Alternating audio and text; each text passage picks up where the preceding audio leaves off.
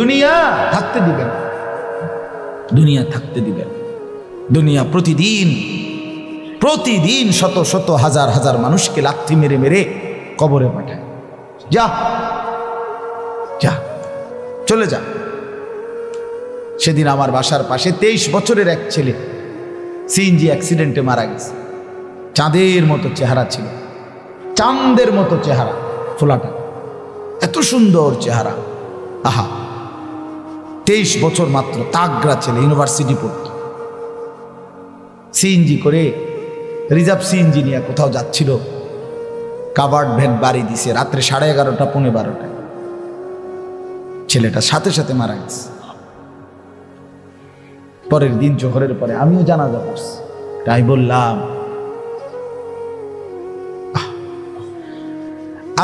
যে আগের রাতেও এই ঠান্ডা শীতের মধ্যে তো তার মা তারে ঘরের বিছানায় লেফ কম্বল দিয়ে দিছিল, আজকের রাতে কবরে তারে লেফ কম্বল দিবে কি?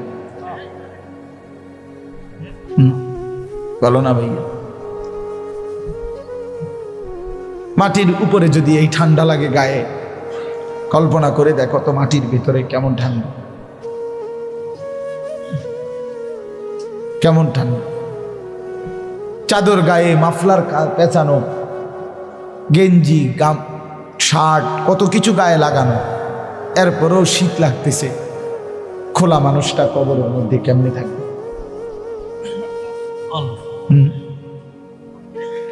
এই ঠান্ডার মধ্যে আমার বাপ কেমন আছে কবরে? আমাদের কারো মা নাই, কারো বাবা নাই, কারো দাদা নাই। অঝরে কুয়াশা পড়ে, কেমন আছে ভেবে দেখো বাপ। আল্লাহ আমাদেরকে বুঝ দান করে। ছেলেরা বুঝতে শিখো, বাবারা বুঝতে শিখেন। খামখেয়ালি করো, একটা ছেলে হলেও বদলে যাও, 10টা ছেলে হলেও বদলে যাও বাবা। সবাই এক লগে লইয়া পারতা না, সবাই এক লগে ঠিক হবে না, তুমি পাল্টে যাও। তুমি ধরো নামাজ, দেখবা এই সমাজের সবাই তোমার আদর করবে। লম্পটদের সাথে থাইকা কোনোদিন ইজ্জত পাবা না। চরিত্রহীনদের সাথে থাকলে তোমারে কেউ সম্মান করবে না। ওই চরিত্রহীন তোমার সাথে যে আড্ডা দেয়, সেও কিন্তু তোমারে সম্মান করে না। একসাথে গাঁজা খায় এরকম 2 জন রে আলগা করে যদি একজন রে জিগান তোর লগের হইতে কেমন, খুব 1 নাম্বার গাঁজা কর। যদি জিগান কিরে তোরা তো এক লগে খাস, তুই কেমনে হেতের বদনাম করলি, তো হেতে কি করবো? তা আমি কি হেতের জোনায়েদ বাগদাদিনী কইতাম? কি ও কন আমনে কথা নি করলেন? এটা বেটা খায় গাঁজা, আমি কি হেতের বুঝি আব্দুল কাদের জিলানি কইতাম? 10 জনের বিচার হতো, তখন কইব যে হ না ঠিক তো বেটা খায় জিরা, তুই কইবি তো রে। হ্যাঁ, তোমার সঙ্গীও তোমাকে ভালো বলে না, তোমার সঙ্গীও ভালো বলে না।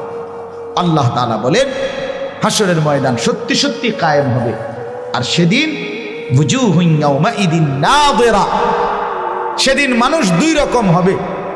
এক ধরনের মানুষ হাসরের ময়দানে তাদের চেহারাটা হাস্যোজ্জ্বল, আলোকোজ্জ্বল, উৎফুল্ল হয়ে যাবে।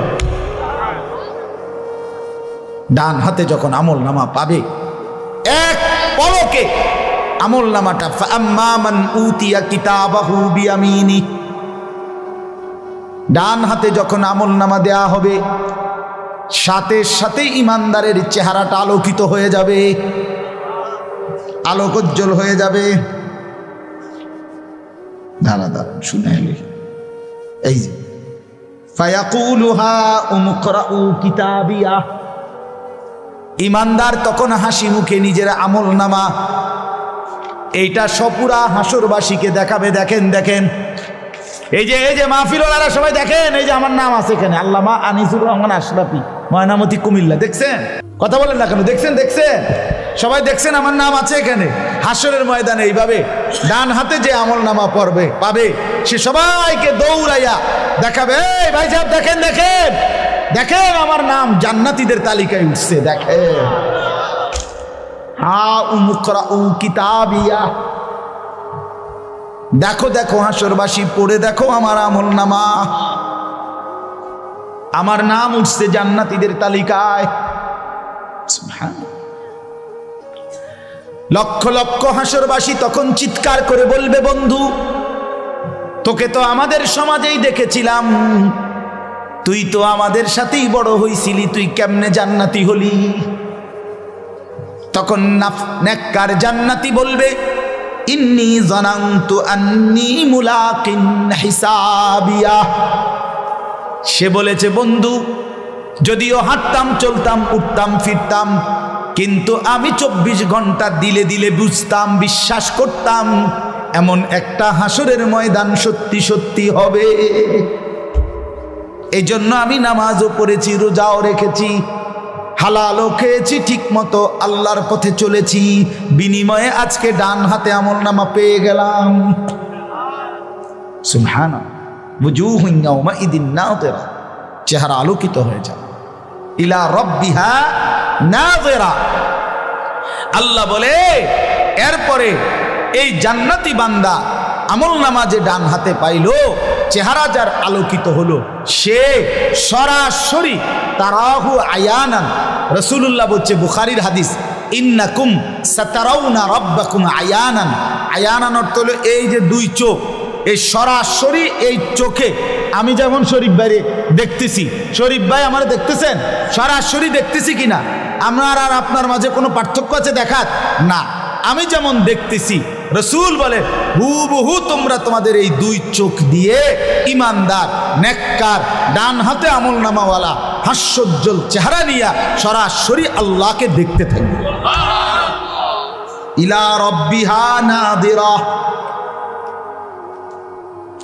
রবের দিকে পলকহীন তাকিয়ে থাকবে, দেখবে দেখবে। তারাহু আয়ানান। তাফসীরে ইবনে কাসিরের মধ্যে লিখছে সরাসরি দুই চোখে দেখবে, ক্যামেরায় না, মোবাইলে না, দুই চোখে। আল্লাহর নবী বলেন, উম্মত যদি আকাশের মধ্যে কুয়াশা না থাকে, যদি আকাশ মেঘাচ্ছন্ন না থাকে, যদি আকাশের মধ্যে যদি কোনো কালিমা না থাকে, সূর্য কিংবা চন্দ্র যেভাবে তোমরা দুই চোখে সরাসরি দেখো, খোদার কসম উম্মত হাসরের ময়দানে আল্লাহকে এইভাবেই তোমরা নেককার দেখবে। এটাও হাদিস। ইলা রাব্বিহা নাযিরা। 70,000 বছর এক নজরে নেককার বান্দা রব্বে কারীমের দিকে তাকিয়ে থাকবে, একটা না শুধু আল্লাহকেই দেখবে আর মজা পাবে। আল্লাহ আমাকে তৌফিক দান করে, আল্লাহ আমাদের সবাইকে কবুল করে। ওয়াবুজুহুন ইয়াওমাইদিন বাসিরাহ। এর বিপরীতে কিছু মানুষের চেহারা হবে মলিন, উদাস, বেদনাহত, চিন্তাক্লিষ্ট, পেরেশানগ্রস্ত। চেহারার দিকে তাকাই বুঝবে ঘাড় ফালায় দিছে, চেহারা দেখেই বুঝবে শরীরের মধ্যে আর রুহু নাই, আত্মা নাই। ভয়ে আর আতঙ্কে পুরা জিন্দিগি, পুরা দেহ কাঁপবে। বাসেরা অর্থ হল উদাস চেহারা, মলিন চেহারা। অর্থাৎ আমলনামাটা যখন বাম হাতে দেয়া হবে, সাথে সাথে নাফরমান বুঝে ফেলবে যে আমার আর কোনো উপায় নেই, আমার নার্ভাস চেহারা, চেহারা দেখলেই তো বুঝায়। আল্লাহ বলে, আচ্ছা কি হবে তখন? এই দেখেন, ও আম্মা মান উতিয়া কিতাবাহু বিশিমালি। যার আমলনামা কিয়ামতের মাঠে বাম হাতে দেয়া হবে। কোন হাতে? ও ভাই শেষ শেষ কথা কোন, আরেক এই শেষ কথা। নাফরমান বাম হাতে আমলনামা পেয়ে কি বলবে? এই দেখেন কি কয়, ফায়াকুলু ইয়া লাইতানি লাম উতা কিতাবিয়া। প্রত্যেকটা বেঈমান নাফরমান এক নম্বরে বলবে, হায় আমার মন্দ কপাল, আমলনামার এই খাতাটা যদি আমার হাতে না দিত। এক নাম্বার। দুই নাম্বার, ওয়ালাম আদরি মা হিসাবিয়া। হায় আমি যদি না জানতাম, আমি যদি না দেখতাম এমন হিসাবের দিন, এমন হিসাবের দিন যদি আমি না দেখতাম। এরপরে বলবে, ইয়া লাইতাহা কানাতিল কাদিয়া, হায় আফসোস আজ যদি হাসরের মাঠ কায়েম না হতো। এরপরে বলবে মা আগনা আন্নি মালিয়া, নাফরমান বেঈমান পাপী বলবে হায় আমার মাল তো কোনো কাজে আসলো না, বিল্ডিং কই, টাকা কই, ব্যালেন্স কই, দালান কই, প্রাসাদ কই, কিচ্ছু তো কাজে আসলো না। এরপরে বলবে হালাকা আন্নি সুলতানিয়া, আমার রাজত্ব, আমার ক্ষমতা, আমার নেতাগিরি সব তো শেষ হয়ে গেল। এই নেতাগিরি পাওয়ার জন্য কত চাপাতি দিয়া কোপ দিলাম, কত জনের মাথা ফাটাইলাম, কত অন্যায় করলাম, আজ তো সেই নেতাগিরি আর বাদশাহী সব ছুটে গেল। এই কয়টা কথা হইল? 5টা কথা। নাফরমান 5টা কথা বল। 1 নাম্বার, আমারে যদি আমলনামা না দিত। 2 নাম্বার, হিসাবের ময়দান, হিসাবের দিন আমি যদি না পাইতাম। 3 নাম্বার, কিয়ামতের মাঠ যদি কায়েম না হতো। 4 নাম্বার, আমার মাল কোনো কাজে আসলো না। 5 নাম্বার, আমার কর্তৃত্ব, ক্ষমতা, বাহাদুরি, নেতাগিরি, বাদশাহী সব চলে গেল। এগুলো বলবে আর পাগলের মতো দৌড়াবে। এই অবস্থায় এই মাতালের মতো দৌড়াইতে দৌড়াইতে যখন বলবে, তো রব্বুল আলামিন তখন ফেরেশতাদেরকে বলবে খুজুহু ফাগুল্লু। আল্লাহ বলবে ফেরেশতা বেঈমানকে ধর, তারে ধর, এই ধর, তারে ধর। ফাগুল্লু, তারে বেঁধে ফেল, টাইট করে বাঁধে, ধর, তারে ধর।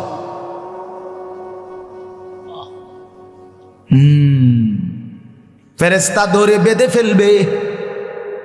এবার ফেরেশতা জিজ্ঞেস করবে রব্বুল আলামিন এখন কি করব? আল্লাহ বলেন সুম্মাল জাহিমা সাল্লু। আল্লাহ বলবে নাফরমানকে একটা লাথি মাইরা জাহান্নামে ছুঁড়ে মার। লাথি, দ্রাম করে একটা লাথি, এক লাথিতে যেন তুমি জাহান্নামে। হারামি, তুই কি মনে করছিলি আমারে? আল্লাহ বলবেন কি মনে করছিলি তুই? হ্যাঁ, বাদুকে খাইতেছি দেখে মাস্তানি করছো? হ্যাঁ বেটা,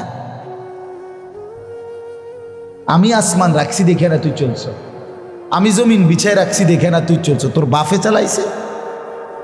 আমি সূর্যের আলো দিছি দেখে না দিন হয়েছে, আমি চাঁদের আলো দিছি দেখে না রাত হয়েছে। কথা বলে না?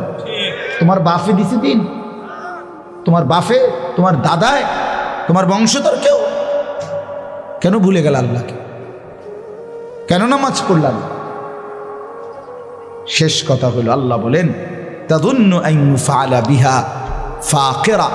নাফরমান তখন বুঝবে, আল্লাহ বলেন তাদুন্নু, নাফরমান বেঈমান তখন মনে মনে বুঝে নিবে আজকে আমার সাথে আল্লাহর পক্ষ থেকে আচরণ করা হবে কোমর ভাঙ্গা শাস্তি। এই শব্দটার নাম হইল ফাকিরা, অর্থ হইল কোমর বা, মানে আজকে আমারে ফেরেশতা এমন মারা মারবে এক আঘাতে কোমরটা কি করে নেব, আর আমি কোমর তুললে দাঁড়াইতে। আজ যা তোর গেড়িটা ভাঙ্গা লাগবে, আজকে তোর কোমর ভাঙ্গা ফেল। ছেলেরা, এটা তুমি কি এর উপরে বিশ্বাস করছো? আমি কোরআনের উপরে বিশ্বাস করছি। তুমি সিনেমা দেখে দুর্বুঝ জ্বালাইলা, তুমি মোবাইল দেখে কি এত কিছু বুঝ জ্বালাইলা, জীবনটা নষ্ট করে দিলা, পুরো জীবন আল্লাহর কথার থেকে উল্টাই দিলা, তুমি পাত্তাই দিলা না আল্লাহকে। আল্লাহ বলে তাযুন্নু আন ইউফআলা বিহা ফাকিরা। নাফরমান বুঝবে আজকে আল্লাহ আমাকে কোমর ভাঙ্গা শাস্তি দিবে, অর্থাৎ এই শাস্তিতে আমার কোমর ভেঙে যাবে, আর বাঁকা কোমর আর সোজা হবে, সোজা হবে। কোরআনে আছে কিয়ামতের দিন ফেরেশতা বলবে, ছেলেরা বাপ শোনো, বাবা আপনারাও শোনেন, মেয়েকে বলিয়েন, স্ত্রীকে বলিয়েন। ফেরেশতা সরাসরি হাসরের ময়দানে বলবে নাফরমানকে, নাফরমান যতগুলো সেজদা ছুটে গেছে তো এগুলো দে এখন, এখন ওয়ায়ুদআউনা ইলা সুজুদ ফালা ইস্তাতিউন। আছে নি কোরআন শরীফ? ইয়াউমা ইউকশাফু আন সাকিন ওয়া ইউদআউনা ইলা সুজুদ ফালা ইস্তাতিউন। ফেরেশতা বলবে বেঈমান সেজদাগুলো দে। ফজর, জোহর, আসর, মাগরিব, এশার সেজদাগুলো এখন দে। কিন্তু বন্ধু আমার, আজ তো কোনই বাঁকা হয়, আজ তো কোন বাঁকা হয়, আজ তো হাঁটু ভাঙ্গে। আল্লাহর কোরআনে আল্লাহ বলছে, নাফরমান কোটি বছর চেষ্টা করলেও আর হাসরের ময়দানে কোমরও ভাঙবে না, কোনুইও ভাঙবে না, হাঁটুও ভাঙবে না, আর সেজদা দিতে পারবা না। স্টিল হয়ে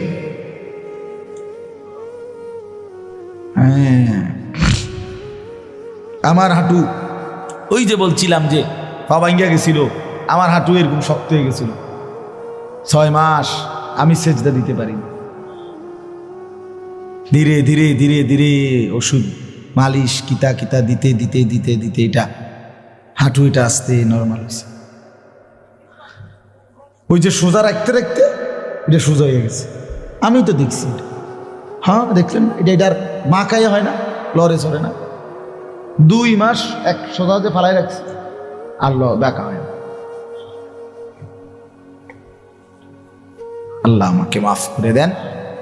আল্লাহ আজকের মাহফিলকে কবুল করেন, ছেলেদেরকে কবুল করেন। ছেলেরা নিয়ত করতে পারি তো আমরা নামাজের? একটা নিয়ত করো বাপ, একটা ছোট্ট নিয়ত করো। সেই নিয়তটা হইল, এই তোমাদের যাদের চুল স্বাভাবিক চুলের ব্যতিক্রম, অর্থাৎ চারদিকে সমান না, এই সামনে এদিকে এদিকে এদিকে বাড়া চুল, এটা মুসলমানের চুল না, এটা কাফেরের চুল, দাজ্জালের চুল, ইসরায়েলের ইয়াহুদিদের চুল, এটা মুশরিক বেঈমানের চুল।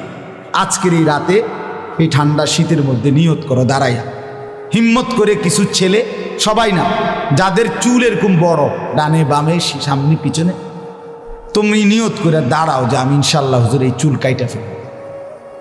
আল্লাহ দেখবা তোমারে বরকত দিবে। তুমি হিম্মত করো, দেখো হিম্মত করিলে লজ্জার কিছু নাই। আজকে লজ্জা পাইলে কিচ্ছু হবে না, হাসরের ময়দানে যদি মাফ পাও তখন তুমি লাভবান হও। দাঁড়াও তো, হিম্মত করো ছেলেরা, দাঁড়াও দাঁড়াও বাপ, লজ্জার কিছু নাই, হিম্মত করো। যে নিয়ত করবে দাঁড়াবে, যার চুল এই বড় বড়, দাঁড়াও দাঁড়াও ইনশাআল্লাহ, মাশাআল্লাহ, আল্লাহ কবুল করেন, আল্লাহ আপনি হিম্মত দান করেন। দাঁড়াও, আরো দাঁড়াও, লজ্জার কিচ্ছু নাই বাপ, মুসলমানের বাচ্চা দাঁড়াও, দাঁড়াও। মার পবিত্র দুধ যদি খায়া থাকো তো দাঁড়াও ইনশাআল্লাহ। যে দাঁড়াইবা, আমি দিল থেকে দোয়া করব আল্লাহ যেন তোমার ইমাম মাহাদির পক্ষে রাখে, আর যে দাঁড়াইলা না, তোরে যেন আল্লাহ দাজ্জালের পক্ষে রাখে। হ্যাঁ ছেলে, মনে রাখিস, তুই আর ইমানদারের কাফেলা পাবি না। কেন চুল কাটবা না? তুমি মুসলমানের ঘরে জন্ম নাও নাই? দোস্ত আমার, হাস্য রসিকতা করে কেউ দাঁড়ানোর দরকার নেই। আমি কোনো তোমার কাছে ভিক্ষা চাইতেছি না, তোমার আখেরাত চাচ্ছি। নাকি আমার আখেরাত? না, তোমার আখেরাত। বলো ভাই, তোমার আখেরাত, তোমার ভালো চাচ্ছি, তোমার কল্যাণ চাইলাম, তোমার উপকার চাইলাম। তোমাদের কাছে আমার হাত জোর করে অনুরোধ, তোমরা এই চুল কাইটা ফেলো। বসো সবাই, বসো, ভালো হবে। তোমরা যদি তোমাদের বরকতে ইনশাআল্লাহ লক্ষ যুবক বদলাবে। আমি সিলেটে ওই দিন বলে আসছি এক মাহফিলে, পরের দিন ওনারা আমারে জানাইছে, মাহফিলওয়ালারা এরকম দাঁড় করাইছিলাম, কসম, ওনারা জানাইছে হুজুর আমাদের এই মাহফিল থেকে পরের দিন 70 জন ছেলে চুল কাটাইছে একার গুণ। কোনো ক্ষতি নাই বাবা, কেন চুল এটা রাখবে? তুমি মায়ের পবিত্র ঘরে, পবিত্র মার ঘরে জন্ম নিছো, তুমি কাফের বেঈমানের সন্তান না আমরা। বেঈমান আমাদেরকে নিয়ে খেলবে কেন? আমরা কেন বেঈমানের সাথে বান্দর খেলায় নাচবো? এই জন্য তামসা করে চাইও, দাঁড়াইও না। আর যারা দাঁড়াইছো তারা আমার এই কথা রক্ষা করো। কেন বললাম? শেষ একটা হাদিস বলি, মুসলিম শরীফে একটা হাদিস আছে, নবী সাল্লাল্লাহু আলাইহি সাল্লাম, পরিষ্কার বিশুদ্ধ হাদিস। নবীজি সাল্লাল্লাহু আলাইহি সাল্লাম একদিন এক লোককে দেখছে, নবীজির জামানায় বাম হাতে খাইতেছে, নবীজি তাকে বললেন কুল বিয়ামিনি, ডান হাতে খাও। লোকটা অহংকার করে বলছে মাস্তাতাতু, আমি পারি না, আমি ডান হাতে খাইতারি না। হাদিসে স্পষ্ট আছে মা মানে আহু ইল্লাল কিবির। সাহাবী বলেন লোকটি নিষেধ করছে অহংকার করে।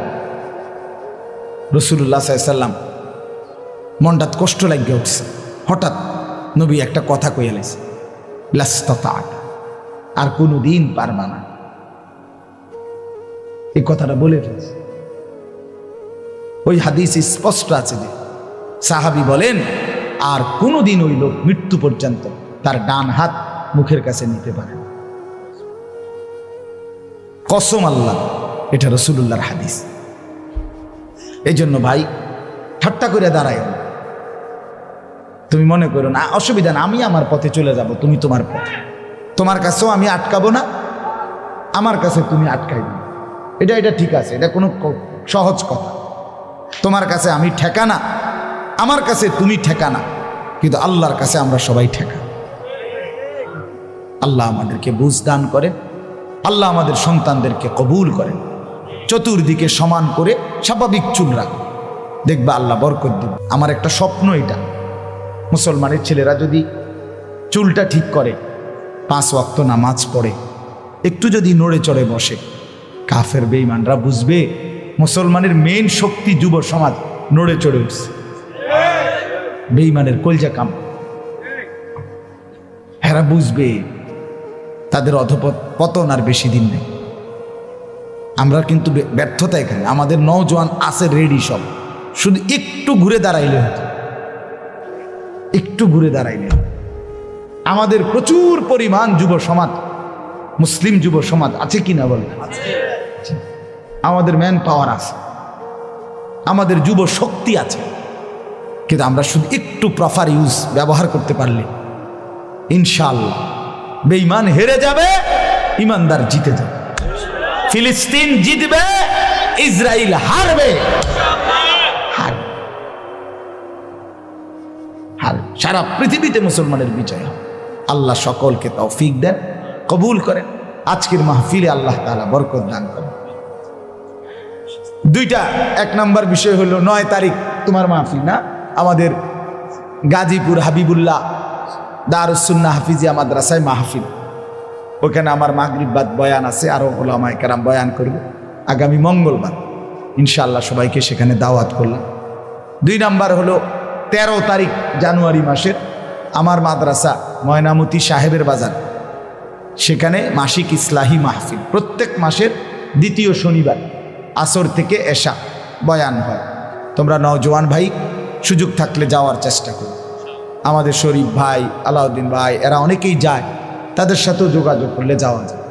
আর সবচেয়ে বড় ঘোষণা হলো 2, 3, 4 ফেব্রুয়ারি বিশ্ব ইজতেমা, বলেন আলহামদুলিল্লাহ। 2, 3, 4 ফেব্রুয়ারি বিশ্ব ইজতেমা, সারা পৃথিবী থেকে অসংখ্য ওলামায়ে কেরাম আল্লাহর নেক বান্দারা ওই ইজতেমাতে শরীক হয়। বিশ্বের 50টা দেশ থেকে, 70টা দেশ থেকে, সারা বিশ্ব থেকে আসে। এই জন্য আমরাও যাই। আমরা সেই বিশ্ব ইজতেমায় সবাই ইনশাআল্লাহ অংশগ্রহণ করার চেষ্টা করব। আল্লাহ তাআলা সবাইকে তৌফিক দান করেন। প্রতি মাসের শেষ শনিবার আমার শায়েখ আল্লামা মুফতি মুশতাকুন নবী কাসিমি হযরত দামাত বারাকাতুহুমের মাদ্রাসায় মাসিক ইসলাহি মজলিস হয়, জোহর থেকে এশা পর্যন্ত। সেখানেও যাওয়ার চেষ্টা করব। আল্লাহ তৌফিক দেন, কবুল করেন। আজকে যেই ছেলেরা মাহফিল সাজাইছে, আল্লাহ যেন তাদেরকে জিন্দিগি সাজায় দেন। যারা মাহফিল সাজিয়েছে তাদের জীবন সাজা দরকার, জীবন সাজানো দরকার। আল্লাহ যেন কবুল করে, আমিন। আর কোনো কথা?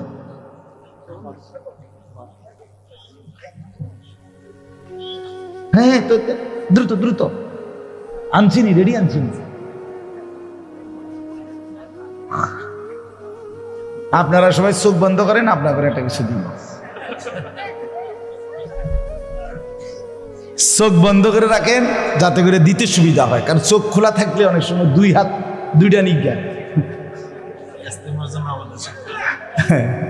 আমাদের শরীফ ভাই বাঙ্গুরা বাজারের, হ্যাঁ, আর কে আছে আমরা, আলাউদ্দিন ভাই, ওনাদের সাথে বিশ্ব ইজতেমায় যারা যেতে চান 2, 3, 4 ফেব্রুয়ারির আগে যোগাযোগ করে নেবেন ইনশাআল্লাহ।